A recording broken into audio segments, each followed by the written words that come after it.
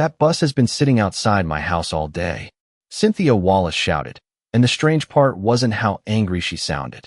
It was the dashboard clock glowing behind me. 5:49 p.m.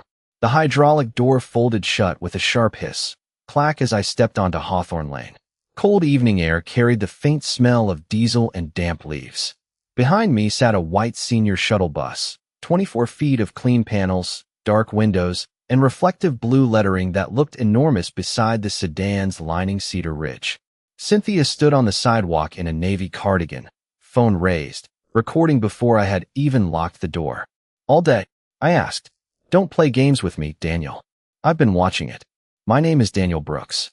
I was 46, operations manager for a nonprofit senior transportation service, and I spent most of my working life dealing with schedules, drivers, inspections, missed pickups, and machines that never cared how inconvenient their problems were. That evening, I had brought one of our backup shuttles home for a single night. I had reasons for that, but Cynthia wasn't interested in hearing them. She pointed toward the bus. Commercial vehicles are not allowed to be abandoned in front of residential homes. Abandoned. That word caught me. The bus had fuel. The keys were in my hand. Its morning assignment was already loaded into our dispatch system. It isn't abandoned. Then move it. I'm taking it out early tomorrow. You should take it out now. Click. She photographed the rear of the bus. Click. The passenger side. Click. Another angle from her walkway. I'm sending all of this to the HOA. I looked at the curb. The bus wasn't across her driveway. It wasn't running. No passengers were boarding. No hazard lights flashed. Still, I wasn't arrogant enough to assume that meant every rule favored me. Cedar Ridge had vehicle restrictions. The city had parking rules. A shuttle bus was not a Honda Civic. If there was an applicable restriction, I wanted to know what it actually said. "Send the complaint," I told her. "I'll respond to whatever rule they cite." Cynthia lowered the phone just enough for me to see her expression. "You think paperwork is going to save you?" "I think paperwork will tell us what the rule is." That irritated her more than an argument would have. She stepped backward toward her lawn. "That thing has ruined the view from my house for hours." Hours. Not all day anymore. I noticed the change, but said nothing. Another photograph. Click. I walked toward my front door, then stopped and looked back.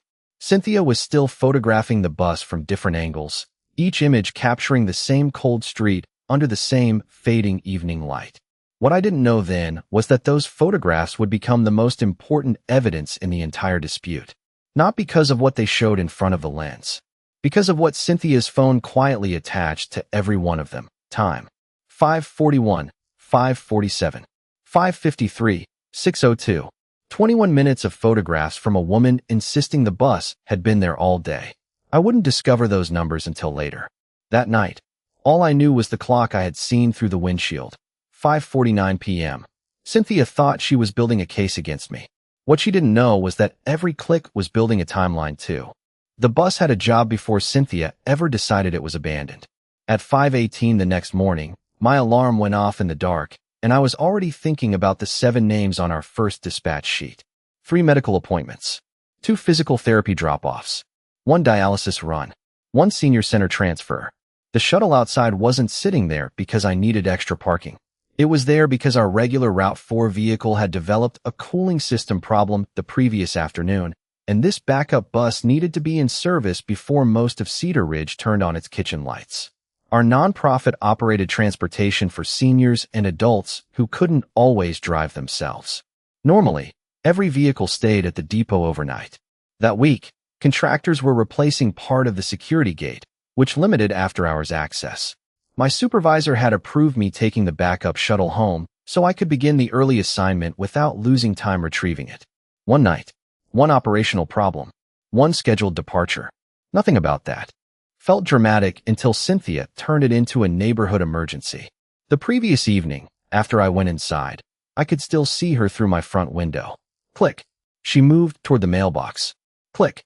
She crossed back toward her porch. Click. The bus never moved. The engine stayed off. No music. No passengers. No loading. Just 24 feet of white metal occupying more visual space than Cynthia wanted it to. At 6:27 that evening, my phone buzzed. A text from my neighbor Mark. "Cynthia's telling people someone dumped a commercial bus on the street." Dumped. I looked through the blinds at the shuttle. Reflective lettering along the side clearly identified the transportation service. Fleet number near the rear wheel.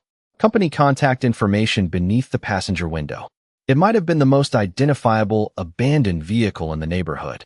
I didn't respond to Mark. Instead, I opened our dispatch app and checked the next morning's assignment again. Vehicle 214. Route 4 backup. Pre-trip inspection required. First pickup scheduled for 6:45. I took a screenshot for myself, then set my phone down. At 6:36, Cynthia rang my doorbell. She stood beneath the porch light with her arms folded. I've reported it. Okay, that's all you have to say? Who did you report it to? The HOA. And if it's still there tomorrow, I'm calling parking enforcement. I glanced toward the bus. It won't be. She narrowed her eyes. Because they'll make you move it? Because I'm leaving early. Convenient. Scheduled. Cynthia shook her head. You expect me to believe that bus just happens to have somewhere to be? I almost answered too quickly. Instead, I looked at her phone still resting in her hand. Yes. She gave a short laugh and walked away. The next morning would answer that question without either of us arguing. Before dawn, I would inspect the tires, lights, mirrors, emergency equipment, and lift system. I would turn the key. The diesel would catch. The hydraulic door would close with the same hiss. Clack Cynthia had heard the night before. And the bus she called abandoned would leave Cedar Ridge to begin a scheduled route. But before that happened, Cynthia's complaint would reach my inbox. And when I opened the photographs she had taken to prove the bus had been there all day, I would discover that her camera had remembered something her anger hadn't. Exactly when every picture was taken. The complaint reached my inbox at 5:57 the next morning, 18 minutes before I planned to start the shuttle. I was standing in my kitchen with coffee in one hand and the vehicle keys in the other when my phone vibrated. Cedar Ridge HOA, vehicle compliance concern. I opened it. A large commercial transportation vehicle has reportedly been stored for an extended period on a residential street and may constitute an abandoned vehicle or prohibited commercial storage. Stored. Extended period. Abandoned. Cynthia's story was getting bigger while the bus sat outside doing absolutely nothing. For photographs were attached.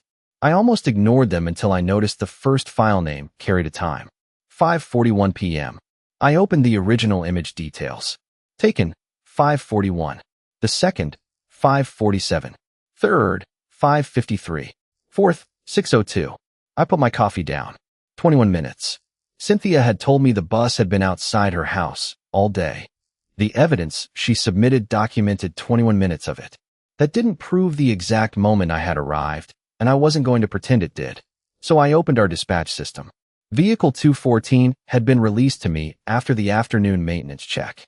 My operational note showed the temporary overnight assignment and the scheduled Route 4 service for that morning. I saved the record. Then I looked at the photographs again. Cynthia had unknowingly given me something more useful than an argument, a timeline. At 6:03, I stepped outside. The neighborhood was dark blue and silent. Frost silvered the lawns. The shuttle waited under a streetlight, exactly where I had left it. I switched on my flashlight and started the pre-trip inspection. Front tires, rear tires, exterior lights, mirrors, fluid leaks, emergency equipment, passenger lift. Nothing dramatic. Just the same checklist our drivers completed every morning before carrying people who depended on us to arrive safely. At 6:10, I climbed into the seat. The dashboard. Illuminated. I waited for the system check, then turned the key. The diesel caught with a heavy rumble. Across the street, a curtain moved in Cynthia's front window. I checked the mirrors. 6:12 a.m. Parking brake released. The hydraulic door folded shut. Hiss, clack. I pulled away from the curb. By 6:45, I was helping our first passenger, an 82-year-old woman named Margaret, board outside an assisted living facility. She thanked me twice because her cardiology appointment had already been rescheduled once. As I secured her mobility aid, I thought about the word abandoned. The bus Cynthia described as discarded was now exactly where the dispatch sheet said it would be, carrying someone who actually needed it. At 8:26, between stops, I replied to the HOA. I didn't accuse Cynthia of lying. I didn't write that her complaint was ridiculous. I wrote, the vehicle was temporarily parked overnight for a scheduled operational assignment and departed at approximately 6:12 a.m. Please provide the specific provision supporting the cited concern. I have retained the dispatch documentation and the original complaint photographs. Then I attached nothing. Not yet. I wanted to know what rule they believed applied before burying the issue under paperwork. A response arrived before noon. The matter remains under review based on the reported duration and possible commercial vehicle restrictions. Reported duration. I looked again at Cynthia's 4 timestamps. 5:41, 5:47, 5:53, 6:02. She had wanted those photographs to make the bus look permanent. Instead, every click had placed another number on the clock. And sooner or later, somebody at Cedar Ridge was going to have to read those numbers out loud. By noon, Cynthia had changed the accusation again. The bus was no longer simply abandoned. Now it was an overnight commercial storage violation. I learned that from the second HOA email waiting on my phone between Route 4 stops. The reporting resident has clarified that the concern involves overnight storage of a commercial vehicle within the residential community. Clarified. I read that word while sitting behind the wheel of the supposedly abandoned shuttle outside a rehabilitation clinic. In my mirror, one of our passengers was carefully stepping down with her walker while our driver assisted her. The bus had already completed 3 pickups that morning. It was difficult to imagine a less abandoned vehicle. I replied with one sentence, "Please send the governing provision being considered." Then I went back to work. At 4:38 that afternoon, Cedar Ridge Management sent a PDF containing the vehicle restriction Cynthia apparently wanted enforced. I printed it when I reached the office. The language prohibited certain commercial vehicles from being stored overnight on residential lots, driveways, and designated association-controlled parking areas without authorization. I read it once. Then again. Residential lots, driveways, association-controlled parking areas. The bus had been on the street. That didn't automatically mean I was safe. A city ordinance could still restrict commercial vehicles by size, weight, time, or location. Another HOA provision might apply differently, but the rule in front of me did not say what Cynthia seemed to think it said. I emailed management. Please confirm whether the curb location on Hawthorne Lane, where vehicle 214 was parked, is an association-controlled parking area under this provision. No speech. No accusation. Just the question. That evening, Cynthia was waiting near the community mailboxes when I came home in my pickup. I heard they sent you the commercial vehicle rule. They did. So this is over. Maybe. She frowned. Maybe. I asked whether that rule applies to the street. Of course it applies. You parked a commercial bus overnight in a residential neighborhood. That isn't the exact language. Her jaw tightened. You're doing that paperwork thing again.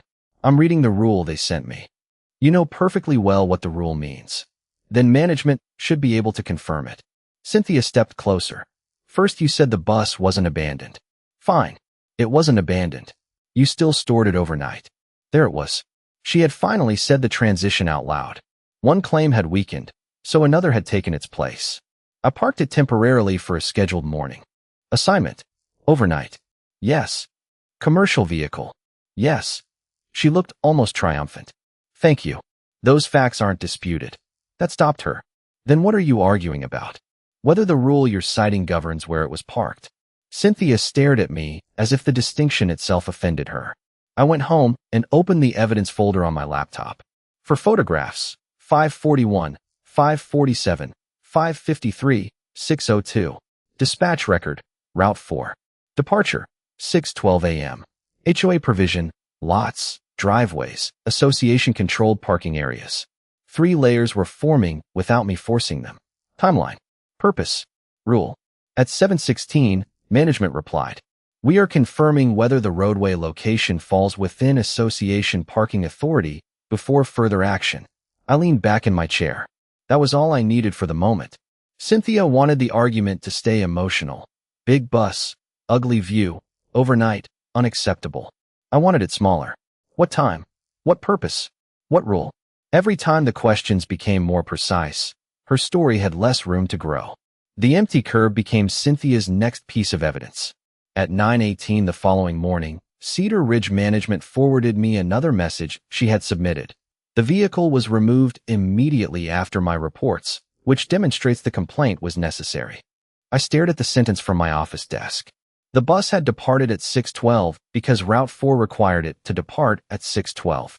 Cynthia had watched a scheduled departure happen and somehow converted it into proof that she had forced my hand. I opened the dispatch record again. Vehicle 214. Route 4 backup. First pickup. 6:45 a.m. The timestamps weren't opinions. Neither was the schedule. Later that afternoon, I learned Cynthia had also contacted municipal parking enforcement about an allegedly abandoned commercial vehicle. An enforcement employee called me shortly after 3. "Mr. Brooks, I'm reviewing a complaint involving a shuttle bus on Hawthorne Lane. That's mine through work. Is it currently parked there?" "No. It left yesterday morning for scheduled service." "How long was it there?" "Overnight. I can provide the assignment and departure record." He paused. "The complaint describes it as possibly abandoned." I looked through the office window toward our vehicle yard. Bus 214 was parked beside 2 other shuttles after completing its route. It wasn't abandoned. "Do you have documentation showing it was actively assigned?" "Yes." He gave me an email address. I sent the relevant dispatch page showing the scheduled morning assignment and vehicle number. Nothing more. No dramatic explanation. No complaint about Cynthia. Just the record. The next day, I returned home early and saw a municipal vehicle near Hawthorne Lane. Cynthia stood on the sidewalk speaking to the same employee, or at least someone from the same department. The curb where the shuttle had been was completely empty. I stayed near my pickup as he examined the location and checked something on a tablet. Cynthia pointed repeatedly toward the empty space. "It was right there," she said loudly enough for me to hear. For hours, the employee looked toward her, and it left the following morning, after I reported it. Was it disabled? Cynthia hesitated. "It was just sitting there." "That's not necessarily the same as abandoned." Her face tightened. Then she noticed me. "Daniel has paperwork for everything." The employee glanced over. "That's actually helpful." I almost smiled. He approached me and confirmed he had received the dispatch information. "Based on what I have, I don't have evidence establishing that the vehicle was abandoned. Any separate overnight commercial parking issue would depend on the applicable rules for that roadway." Careful. Specific. Exactly the kind of answer Cynthia hated. She folded her arms. "So nothing happens?" "I'm saying the abandoned vehicle description isn't established by the information I've reviewed." Cynthia looked at me. "You knew exactly what you were doing." "Yes," I said. "I was taking the bus to work." For once, she had no immediate response. The employee left. Cynthia walked back toward her house. I stood beside the empty curb for another second, listening to dry leaves scrape across the pavement. The bus was gone. The abandoned claim was shrinking. But I knew Cynthia wasn't finished. She had already moved from all day to abandoned, then from abandoned to overnight storage. Every time one accusation lost its footing, she found another. That evening, another HOA message arrived. A committee review had been requested. I opened the attachment and saw the same 4 photographs again. 541, 547, 553, 602. Cynthia was taking those 21 minutes into a formal meeting. This time, I planned to make sure everyone in the room actually looked at the clock. By Friday, Cynthia had stopped arguing that the bus was abandoned. She had found a phrase she liked better: prohibited overnight commercial storage. It appeared 3 times in the committee review request, bolded once, as if typography could settle the question. I printed the packet and spread it across my kitchen table. Outside, rain whispered against the windows. Inside, I had exactly what I needed and nothing I didn't. For photographs, 541, 547, 553, 602. My dispatch record. Vehicle 214, assigned to Route 4. Departure documented at 6:12 the next morning. Then the HOA provision Cynthia wanted enforced, referring to commercial vehicles stored on residential lots, driveways, and association-controlled parking areas. I wasn't trying to prove that no law anywhere could have restricted that bus. That would have been reckless. I was asking whether this particular HOA rule supported this particular HOA complaint. At 7:32 that evening, Cynthia knocked on my door. She held the committee packet against her chest. "Tuesday night," she said. "I know. You're actually going to challenge this?" "I'm going to answer it." "Daniel, the bus was there overnight. You admitted that." "Yes." "Then what exactly are you hoping to accomplish?" I leaned against the doorframe. "Get the facts stated correctly." Cynthia gave a frustrated laugh. "Everyone saw that bus. I'm not denying the bus existed. It sat outside my house for hours." "Yes." "It was commercial." "Yes." Her eyes narrowed. Then we agree. On those facts. There you go again. Again with what? Picking apart every word. I looked at the packet in her hands. Words matter when they're being used to issue violations. She stared at me. It was abandoned. You stopped using that word. Silence. Now you're calling it storage. Her jaw tightened. Because that's what it was. Then Tuesday, we can look at the rule. Cynthia stepped closer. You think your little timestamps prove something? That caught my attention. Until then, I hadn't known she realized I had noticed them. They prove when the photographs were taken. They don't prove when the bus arrived. Correct. She blinked. I could have exaggerated. I didn't. Your photos document 21 minutes, I said. My dispatch records document why the bus was there and when it left. The rule tells us what the HOA can enforce. Those are separate questions. Cynthia lowered the packet. For the first time, her anger looked less like certainty and more like worry. People don't want buses parked here. Then the HOA can adopt and enforce whatever valid rules its governing documents and authority allow. But that isn't the same as rewriting what happened after the fact. She walked away without answering. I closed the door and returned to the kitchen table. I arranged 3 pages in order. Timeline. Purpose. Rule. That was my entire presentation. No insults. No photographs of Cynthia. No neighborhood gossip. No attempt to embarrass her. Tuesday didn't need theater. Cynthia had already supplied that. What I needed was precision. The photographs answered when she documented the bus. The dispatch record answered why it was there and what happened next. The governing language answered whether the cited HOA restriction fit the circumstances. Before bed, I looked once more at the first photograph, the shuttle beneath the fading evening sky, timestamp 5:41 p.m. Cynthia had spent days making the story larger. All day. Abandoned. Illegal storage. I was going to do the opposite. I was going to make it small enough to measure. And once a story becomes measurable, anger has nowhere left to hide. Tuesday night, Cynthia walked into the Cedar Ridge clubhouse carrying the same 4 photographs that had been following me for a week. She had enlarged them and arranged them on a foam board beneath a printed heading. Prohibited commercial vehicle storage. I came in behind her with a thin folder. The room smelled like stale coffee and wet jackets. Rain tapped against the windows while about a dozen homeowners settled into folding chairs. Cynthia glanced at my folder. That's your evidence? That's what I need. At 7:08, Mark Henderson, the HOA president, reached the committee review item. We have a complaint regarding a commercial shuttle parked overnight on Hawthorne Lane. Cynthia stood before he finished.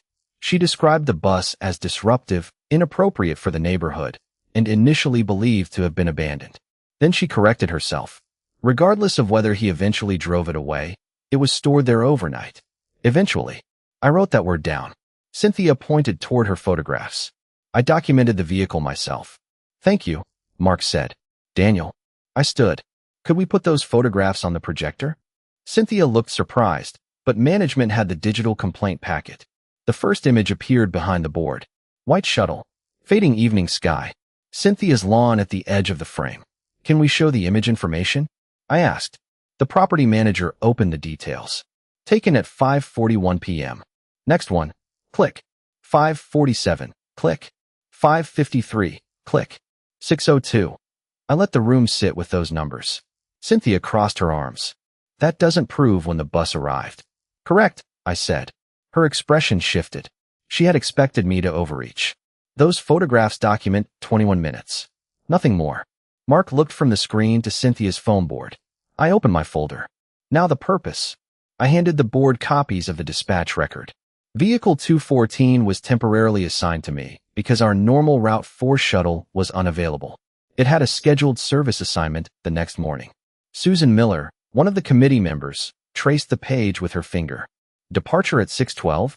Yes. First pickup at 6:45? Yes. Cynthia leaned forward. It still stayed there overnight. That part isn't disputed. I handed over the final page. Which brings us to the rule. The property manager read the cited provision aloud. Commercial vehicles stored on residential lots, driveways, and designated association-controlled parking areas. I asked one question. Has Hawthorne Lane been confirmed as an association-controlled parking area under this provision? Nobody answered immediately. Mark turned toward management. The manager opened another document. Our records indicate Hawthorne Lane is municipally maintained. We have not confirmed that the cited association parking provision extends to the roadway location involved in this complaint. Cynthia's chair scraped against the floor. So because he has timestamps and paperwork, everyone just ignores what happened. I looked at her. No, the paperwork is how we establish what happened. The room went quiet. Timeline, purpose, rule. All three were finally sitting on the same table. Cynthia had started with a bus that had supposedly been there all day, then an abandoned vehicle, then prohibited storage. Now the committee had to decide something much narrower, whether the evidence supported the violation they had actually been asked to enforce. Mark looked down at the photographs again. Before we vote, he said, I think we need to separate the complaint from the assumptions around it. That was the moment I knew the story had changed. Not because I had won. Not yet. Because for the first time, nobody in the room was measuring the bus by how long Cynthia felt it had been there. They were measuring her claim by what the evidence could actually prove. Mark Henderson didn't call for a vote immediately. Instead, he pushed Cynthia's 4 photographs into a neat stack and looked toward the property manager. Let's take these claims one at a time. Cynthia shifted beside me. The rain outside had softened, leaving the clubhouse quiet enough to hear the ventilation system humming above us. Mark lifted the first photograph. The original complaint said the bus had been there all day.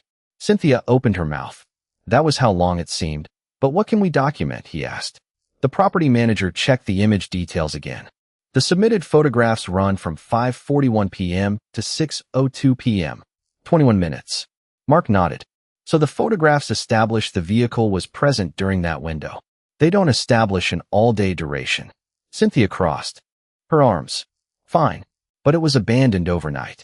Susan Miller tapped my dispatch record. Except it departed at 6:12 the next morning for scheduled service.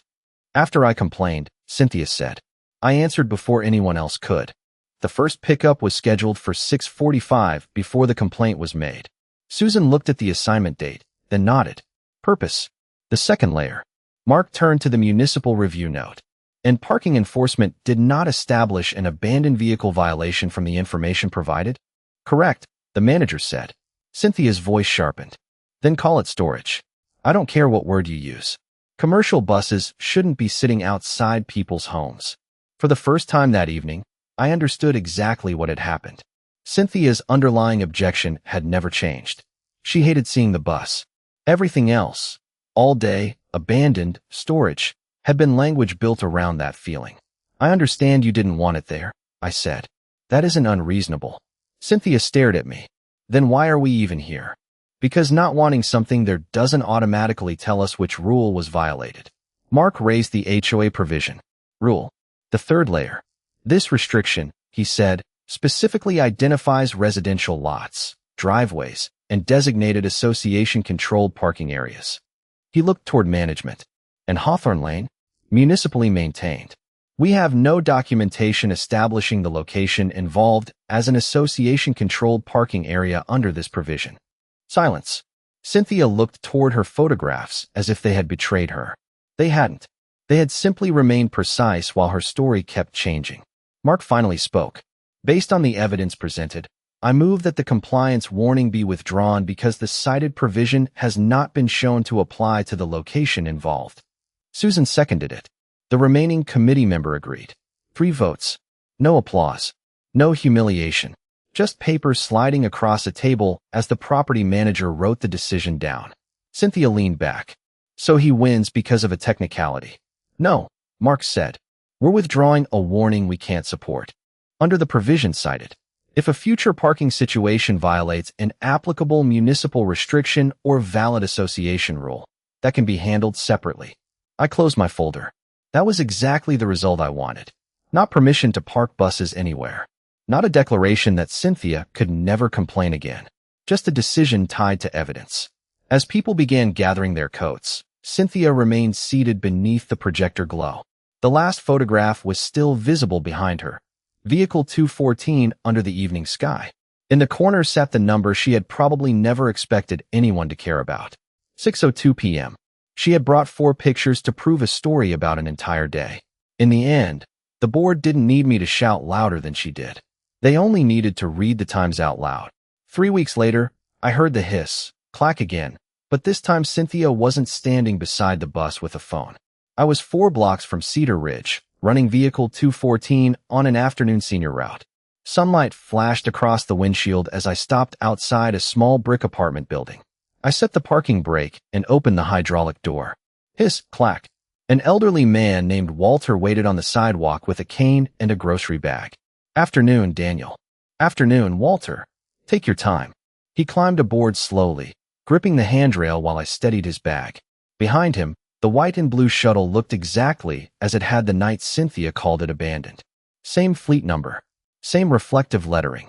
Same oversized shape that had filled her view and somehow stretched 21 documented minutes into all day.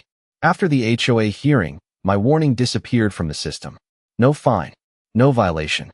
Cedar Ridge Management also sent residents a short reminder explaining that complaints involving commercial vehicles needed to identify the applicable rule and location before enforcement action was issued.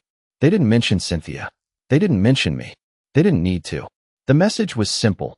Describe what happened, identify what rule applies, then enforce it.